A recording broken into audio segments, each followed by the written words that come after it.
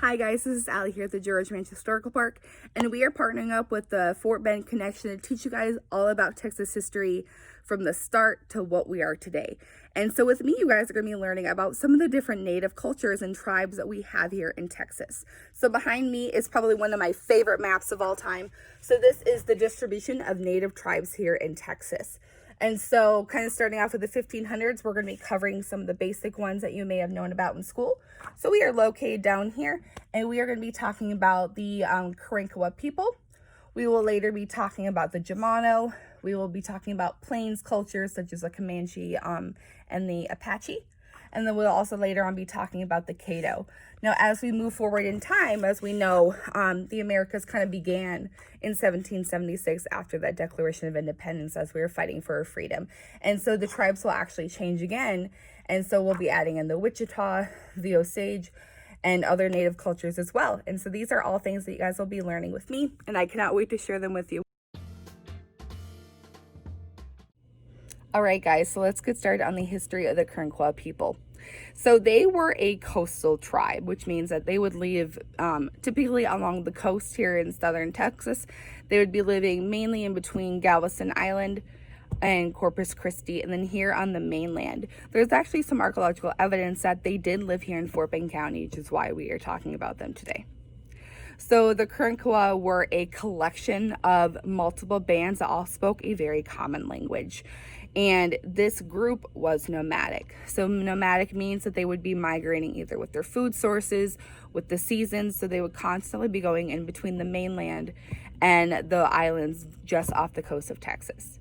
And to do that, they would mainly be using dugout canoes for their waterways, and they would also be walking to and from all of those areas.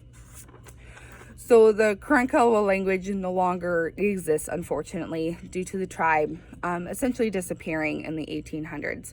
So with that, there is maybe 100 or so words that are still in our oral traditions that we know that have been carried down with those few little words that we know about the tribe.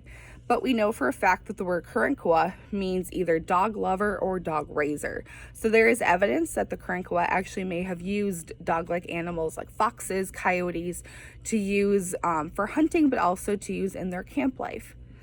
So these bands consist of about 40 to 50 people, and they are all typically led by a tribe. But it was from those bands that they would actually separate down into individual family groups.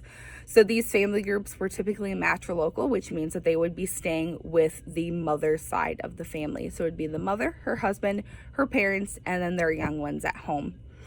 And so they would all stay together. They would again use the dugout canoe. The dugout canoe would be mainly almost like a car for them. That's where they can carry all their stuff to and from, and that would be their own personal canoe to help carry all of their goods. Now, once these family groups had separated, they would eventually come together every so often for special events, for things like battles with other tribes.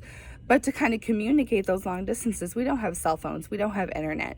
So they would actually use smoke signals. So they'd be using the smoke from their fire in their camp to communicate over long distances, to talk about things like special events, battles, and kind of when the next greeting of all the bands would be, which is really pretty fascinating. So because the tribe was nomadic, they would have to consistently keep lightweight goods to bring them to and from their multiple camp locations. And so one of the things that they would carry is going to be their home. They need a place that they can reside in for those few weeks until they move to the next spot. And the dwelling that they would use is called a wigwam, otherwise known as a ba'ak with the Karankawa people. And so essentially it is made of a willow frame. Willow is an extremely lightweight wood, and they would use that to frame their wigwam. And then later they would cover it in animal skins, pelts, and also things like brush and other reeds to help kind of keep it insulated depending on the season, depending if they're getting that cooler breeze from the winter or if they're getting that summer heat that we well know here in Texas. So because again they were nomadic, they're consistently moving. So either they're rowing in between the islands, they're walking to and from their sites every few weeks. So they were obviously a little bit more of a muscular people. What is really fascinating about the Karankawa is that they actually would do body modifications on themselves. Things such as body paint, tattooing, and also piercing. So the Karankawa are actually known to tattoo various parts of their bodies and also piercings on their face and their chest. And that's how you can kind of differentiate between the two sexes, male and female. Their clothes would mainly consist of animal skins, something that was easily available when they were finding animals for food, but also they would use plant-based matter, such as Spanish moss that you can find in abundance down here in Texas. So the Karankawa's first documented case was in 1528, when the expedition of Panfilo de Narvaez would reach the Galveston Islands. And so that expedition that he started with was many ships coming over from Spain, but due to tropical storms, hurricanes, and whatnot, they would eventually lose most of their crew and their ships. So by the time they reached Galveston Island, it was 2 small boats filling with maybe 80 or so people, and they would be the first ones to discover the Karankawa people. Now, Alvar Nunez Cabaza de Vaca would be the first person to actually physically document them, and he was with that expedition. So Cabaza de Vaca is an anthropologist, historian in a way. He was documenting everything that was happening during their expedition over across the ocean, but also what he experienced when he finally reached the Americas. And so he would reside with the Karankawa people for many years, and he would document what they did, what they ate, how they moved, and he would make a ethnographic piece essentially all about the Karankawa people. And you can still find that and read about it today. It's very fascinating. But it was kind of after Cabeza de Vaca's written documents that the Karankawa just kind of disappear off the face of the map for a while. They were not later redocumented until about 1685, when the French would eventually come into the Texas property. So the French had taken interest in the land around Matagorda Bay, kind of halfway between here and Corpus Christi. And the French and the Spanish were almost fighting in a way. There were a lot of conflicts over the land that they both wanted, which was the land that the Karankawa was currently residing on. So by the early 1700s, the Spanish were kind of mainly rooted here in Texas. And by that point, they were beginning to build missions. They were beginning to build towns. And so these missions would use methods to colonize, Europeanize the Karankawa people as they were here on this land, to kind of make things easier for the settlers, easier for the Karankawa, for things for trading, goods and services, and whatever else. However, the missions were very unsuccessful. The Karankawa were a nomadic people, which means that they would move with the seasons. Yes, the missions were beneficial for quite some time. Again, they offered those services such as trading that they would rely on, but they're so used to moving with their food sources, they're used to moving with the seasons, that they would eventually leave. And so these missions just kept being unsuccessful. They would try to relocate to follow the Karankawa people, but again, with that constant moving, they were just very unsuccessful. Another issue that the missions would face is that besides, relocating all these different locations, things like other raids from other native tribes like the Comanche were a constant threat, and they would lose many missions due to those raids, unfortunately. But the Spanish continuously kept trying to colonize and Europeanize the Karankawa, but eventually they reached a point where they were tired, they wanted to give up. They considered the Karankawa an unsuccessful people, and so because of that, they wanted the land that the Karankawa were on, and so they kind of made up the decision that, they're not helping us, so we're going to get rid of that problem. However, the Spanish wouldn't actually have to do anything physical to the Karankawa people. There was already issues taking place. So something that we anthropologists and historians know is that with the Europeans consistently coming over and meeting with these native tribes, they bring things like diseases, they bring things like war. And these diseases are just something that the Karankawa people or any native tribe in the United States just simply aren't used to. And so that would take a big toll on the population of the Karankawa people.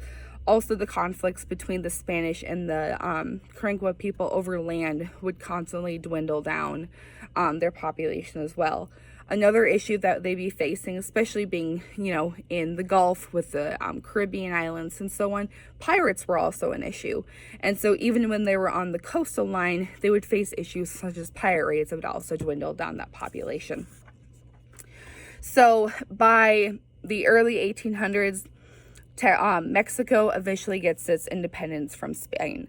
So they're kind of become their own thing, and that is where Stephen of Austin's 300 colony comes into play. So they would start settling this area here in Fort Bend County, Brazoria County, that we all know in our history. But because, again, they would move to this land, the land was already being used for the Karankawa. And for Austin, that would solve an issue because of all the people that were coming over purchasing land from him in the area. So Austin felt that the Karankawa were threatening his people because they were in the way.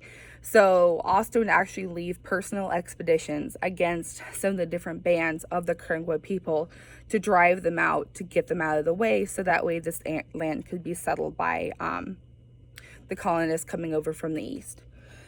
So there were still a few missions that were still around during this time, especially near Matagorda Bay.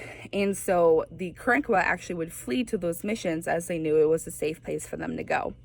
One of the priests there saw this as an opportunity to see if they can recolonize the Karankawa people by also arranging a peace treaty in between the Spanish and the Karankawa people and the colonists from Austin 300 to kind of hope to see if they can all mutually help each other out with that land. However, that treaty ultimately failed. As we know, for the Karankawa, missions were something that they just didn't continuously stay at. They were constantly going back over into Austin's 300's land, and many conflicts would occur between the settlers and the native tribes there. And again, like I mentioned, lives were lost due to these constant conflicts that they were facing. So by 1836, Texas officially gains its independence from Mexico. And by that point in time, the Karankawa population was so reduced that they just were not considered a threat anymore, because literally almost all their people were gone, as they were consistently being attacked by the settlers in the area, by the Spanish, by the French. So they were constantly moving southwest towards the Mexican border. So it was by the 1840s that they were finally pushed out of Corpus Christi. The area was being settled. The Karankawa were just simply in the way, so they need to go. So the Karankawa would finally escape to the area down in Mexico that borders Texas. However, Mexican authorities who were beginning to colonize their area as well were like, hey, this land is ours, it's not yours, you're getting in the way. And so they would retaliate, attacking the Karankawa and pushing them back into Texas, which was the land they fled from because they were facing all these heavy conflicts towards them. And so it's because of those two forces that just essentially pushed all the Karankawa into one big clump. That was eventually what led to their annihilation. So after constant attacks between the two groups, with all the diseases, with the raids from other native tribes, by the 1850s, 1860s, that was the last time the Karankawa were ever officially known to exist. So 300 years between when they were first documented in 1528 to the 1850s, 1860s was kind of the height of the Karankawa culture, but now is officially gone due to disease and colonization war that many native tribes in the United States have faced. But we can still remember the Karankawa in our museums that we find, in the archaeological sites that we discover. And so we can still preserve their history. And I think it's important to do so, as they were part of Texas. And with Cabeza de Vaca, which is a man we all know, he had a great relationship with the Karankawa people that you can read about again online. So I cannot wait to share you guys more stories and histories of the native cultures here in Texas. And I'll see you in my next video. Bye.